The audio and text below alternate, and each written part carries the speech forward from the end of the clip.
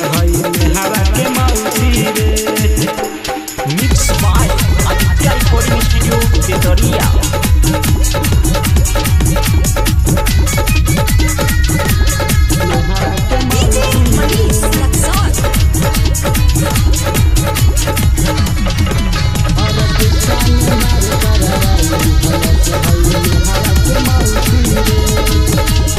जे भी देखा रहे हमारी पजरी ऊपर खाली जाले बहरा बेचरम भइल दिया नाही छौला जाले नाही छौला जाले।